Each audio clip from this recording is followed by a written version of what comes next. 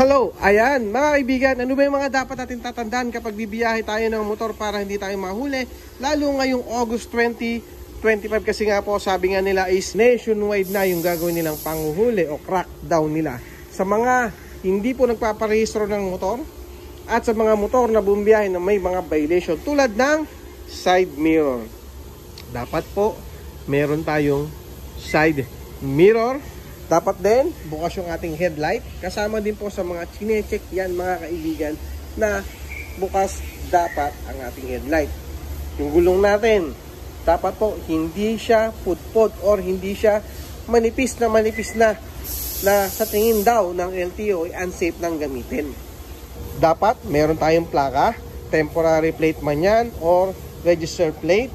Basta hindi po tampered o hindi po natin pinagawa sa iba ay bawal pong gamitin yung gano'n. Sa dapat po ay yung binigay lang po ni LTO ang dapat nating gamitin. Kahit po ito ay temporary plate or MB file, dapat po susundin natin yung kanilang design or yung kanilang detalye kapag po tayo nagpagawa ng temporary plate. Siyempre, kailangan meron tayong helmet.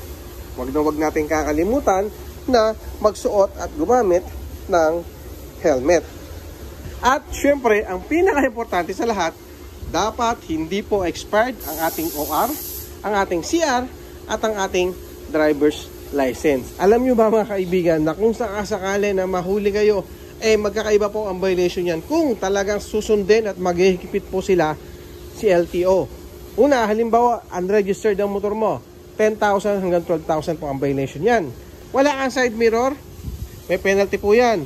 Wala kang helmet, 1,500 pesos. Yung side mirror, para iulitin ko lang, ay aabot po ito ng 5,000 pesos. Ayan mga kaibigan, ilan lang man sa mga dapat nating tandaan kapag po tayo ay bibiyahe ng ating motor o sasakay sa ating motor. Siyempre, dapat hindi tayo nakachinelas.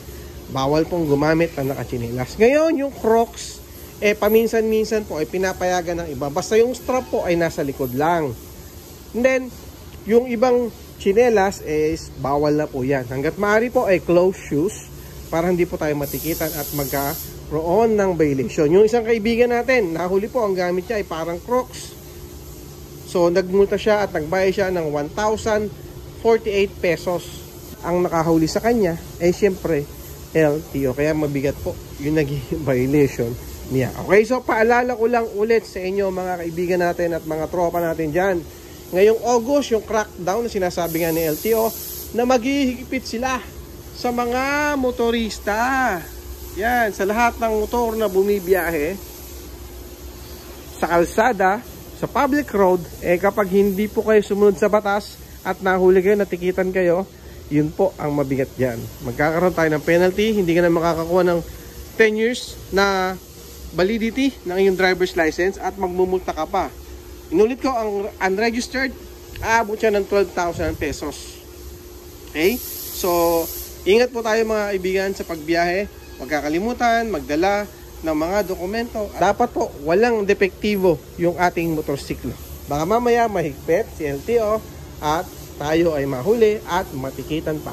Okay? So, yun lang. Ingat po tayo palagi. Bye-bye. Thank you.